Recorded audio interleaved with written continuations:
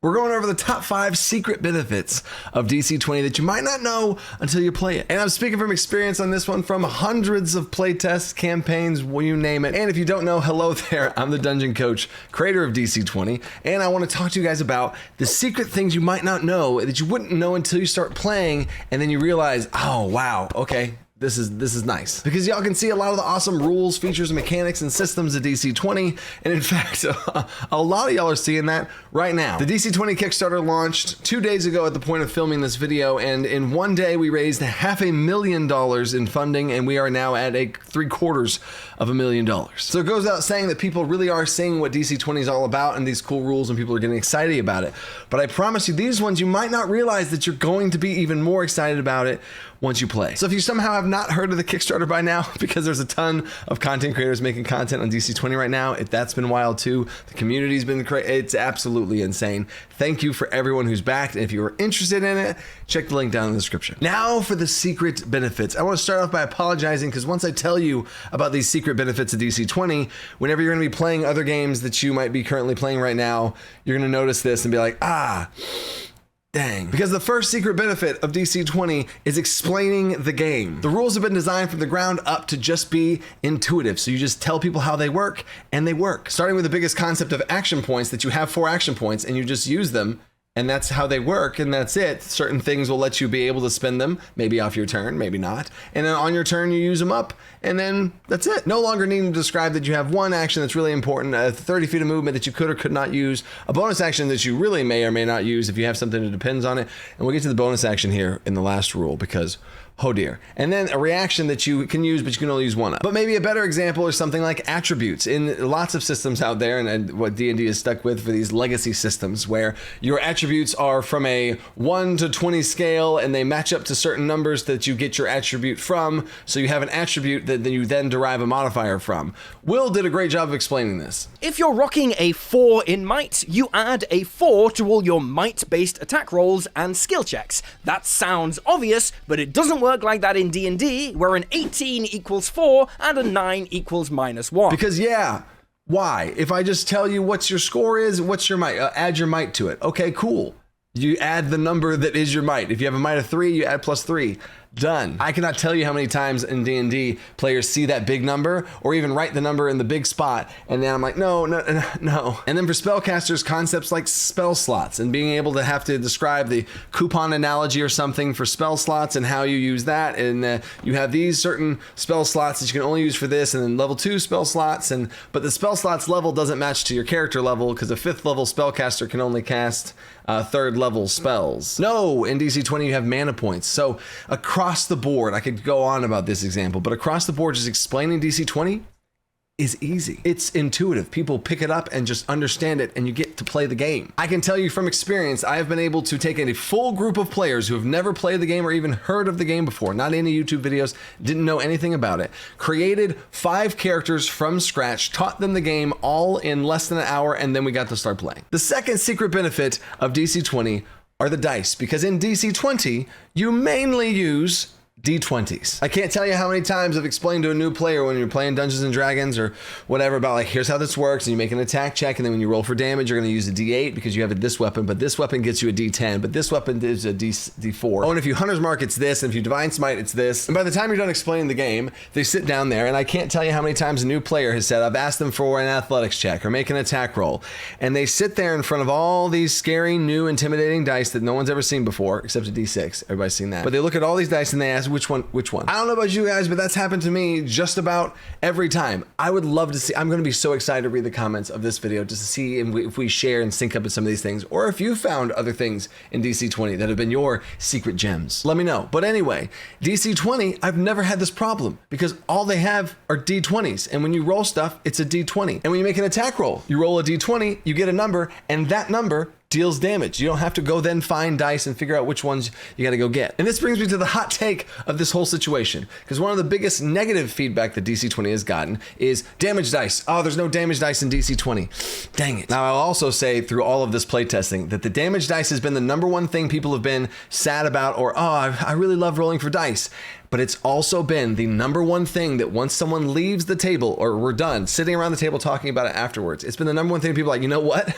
I didn't miss rolling for damage at all. It was actually really cool. I thought I would be, oh, my sword deals a base 2 damage. So I thought I would just be dealing 2 damage every single. No, you don't, because yes, your weapon has a flat base damage, but whenever you roll in DC20, every 5 you beat the defense by, you deal extra damage. And you might be using a certain weapon that deals extra damage based on certain other properties. Different cantrips like the Death Bolt deal more damage if the target is bloody. You might have class features like Barbarian's Rage giving you +1 damage, or Rogue's Cheap Shot giving you +1 damage against targets with conditions. You can also spend action points to literally add damage to your attack. So the damage you deal every single turn, every single attack changes every time. It is truly dynamic way to deal damage that's tied to your high roll or your low roll, instead of that situation when you roll really high and then you don't. But I'm not here to talk all the way about damage because it's just easier to, and it's a nice secret benefit again, where they make their attack roll, all right, cool, and it's done. There is no more looking and hunting for your dice, especially with new players. Love you new players, but it's a hard, and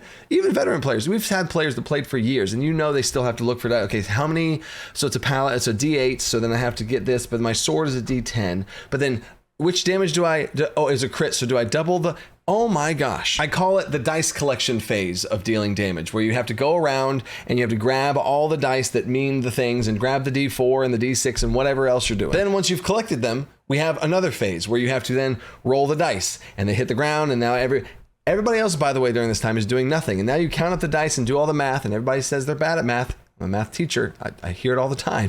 And they finally count up to get this number, and then they say that number. Rewind. In DC20, that dice collection phase is it. There's only one phase to dealing damage. You say the number, and then normally the Dungeon Master would say if it hits or not. In this case, they say if it hits or not, and then you actually know right away how much damage you deal. So instead of having to collect dice, you're collecting damage. A lot of times it's around the table. Everybody's adding up numbers on their hands. It's a collective team-based thing, because everybody doesn't know how your character sheet works, but everybody knows, oh, okay, you spend that, oh, you spend an extra action point because you literally just said that. So that's 1 extra damage. So that's a base damage of 2. That was a heavy hit, so that's another 1. Oh, you're raging. Yep, so that's another 1. And then, oh, you spend that action point on that maneuver to deal another 1. That's 5 points of damage. Nice. And we keep playing the game. And as this happens over turns, I've seen other players who aren't that character understand, oh, hey, aren't you raging? I've had brand new players see that the Barbarian just dealt damage, and we count them all up and like, oh, that's 6 points of damage. And they're like, oh, wait, aren't you raging?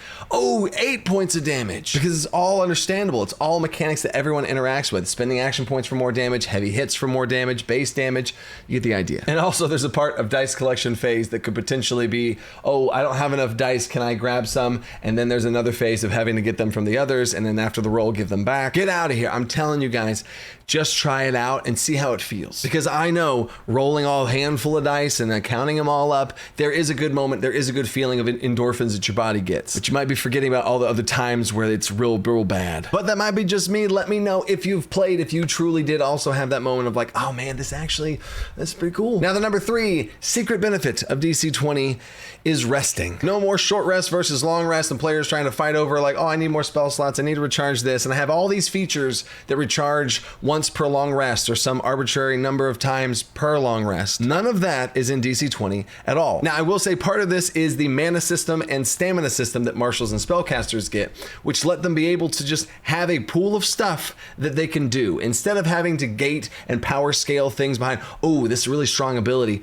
that's too strong if they can just do it all the time. So we can't give that to a rogue and they can just do it all the time. So we'll say that they can do it once per long rest. Okay, cool. No, in DC20 you can just give that to them to be able to use, and it costs stamina, and now it's tied to a system, it's tied to a resource that if they lose, now they can't do other things. So those resources alone help a lot. And another huge thing of it game design wise in DC20 is abilities that you can only use once per combat, or a really popular mechanic that we do a lot in DC20, and I think it's a great quality of life for the game and why it's on this list, is you can do this really cool ability once per long rest, but it resets when you roll for initiative. So outside of combat, you want to cast this big spell or use this ability that lets you pump more mana into a spell or something. Use some cool thing, sure, you can use it once per long rest. But if you roll for initiative, oh no, my life's in danger. My allies' lives are in danger. Let's go. The surge of adrenaline hits and flows through you. You regain those abilities. So not only are people now not trying to be like, oh, can we get a long rest please so that I can get this ability back for the next combat? No, the next combat will come and it will already refresh itself. So the amount of pressure on players to take that long rest, or the amount of pressure on game masters to feel like players are trying to take long rest before they go fight the boss, there is none of that. DC20 has 4 types of rest. Quick rests, which is like 5-10 minutes. You just spend your rest points, heal up, which is like hit dice in D&D. You just get a quick heal and that's done. Cool, keep moving. Short rests are like an hour-long thing, but you can actually perform actions and do some cool stuff, maybe some role-play moments. Cool. Long rests are your standard long rest where some of those things come back. Yes, and that's where you're camping and resting, all that stuff. And then a full rest is in town. And because there's a full rest in the game that players might be incentivized to go take a full rest, it also connects into the downtime system in DC20. And yes, I know downtime in general has been viewed to be boring because it's not very well supported and other things, and what are the mechanics, and just let's go adventures. I don't want to do downtime. No, downtime is fun, and full rest help to incentivize to do that. But anyway, the big picture is players aren't trying to like, oh, I gotta get this long rest, because the resource systems in place don't force them to, and the way that the abilities are structured to reset during combat or stressful situations like skill challenges or other stuff like that too.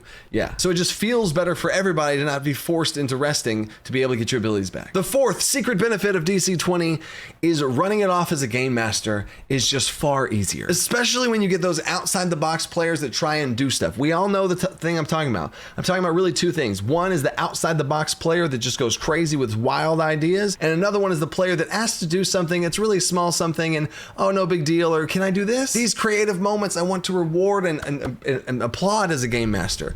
In DC20, you have 4 action points and 1 minor action. Keep that in mind, don't forget the minor action, because if somebody wants to do something simple or small, sure, that's a minor action, because in general, all that's used for is picking items up, opening doors, and stuff like that. But that's the actual design and intent of what the minor action does, because it literally does something. Whereas in D&D, the bonus action does nothing technically, unless you have something that is a bonus action, and then now you can use that thing for the bonus action. But if somebody comes up with something cool that they want to do, and you charge them a bonus action for it, and they don't have anything for bonus action anyway, it's just kind of weird. And then to go farther, if somebody really wants to come up with some crazy idea and use their magic in a certain way, or try and do a combo with an ally in a certain way and gain some sort of advantage to do something cool, well, you have 4 action points. And instead of having to be like, oh, well, I got to charge them an action for that, or maybe I charge them some movement or what, you can just charge them a number of action points. Oh, yeah, we can give that a shot. Let's do an action point. Ooh, that's actually a pretty big thing. Let's do 2 action points for that one. All right, let's see what you got. It's just felt so much more fluid for me as a dungeon master to be able to run games with. And this last one is my favorite, so I apologize if I get a little hot on this one. But the 5th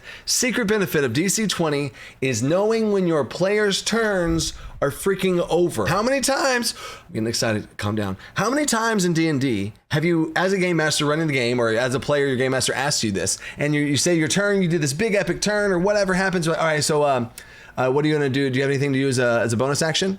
Huh? Most of the time, the answer to that is no. But because in D&D, there's all these floating resources where you have all these action, bonus action, spaces of movement, all this stuff. And because there's all these things floating around, and this bonus action, this looming thing, you don't know if the player has something to do with their bonus action. So you nicely remind, oh, do you have anything for your bonus action? And the player's like, oh, no, I don't. And now they just end their turn on like a thud of a dud of like, oh no, I don't have anything as a bonus action. I haven't optimized my turn correctly. This was honestly a secret benefit because I realized that after I was like, oh my gosh, I know when players' turns are over, because in DC20 you have 4 action points. And as soon as they've used all 4 of those action points, they're done. And you know, as the turn's going on, as they're doing stuff, you see their turn ending and they're like, all right, cool, I'm going to do one more attack for this, or I'm going to give you the help action. Sweet, awesome, you give them the help action. Next up, who you...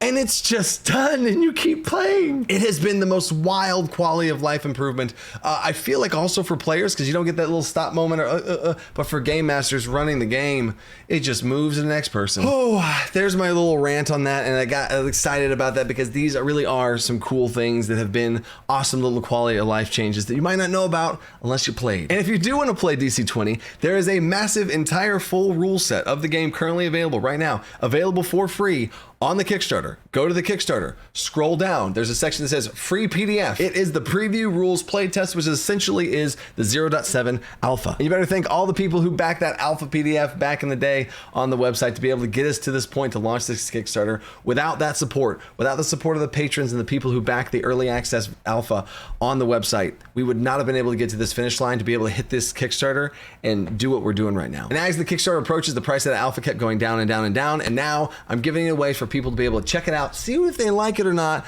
and then jump on the Kickstarter if they want. And if you do back the Kickstarter, every single backer of the Kickstarter gets the beta 0.8 updates and all future updates leading to the full completion of the game along this journey. So thank you so much for the support. It has been absolutely mind-blowing. I am gonna have to do one of those thank you videos because it's been crazy. I've cried multiple times. Thank you guys so much. Y'all are so powerful in everything that you're doing, and choosing to get behind this means the world to me and my team. It's my family, the community. Like, this game is going to be something truly, truly special. So thank you so much.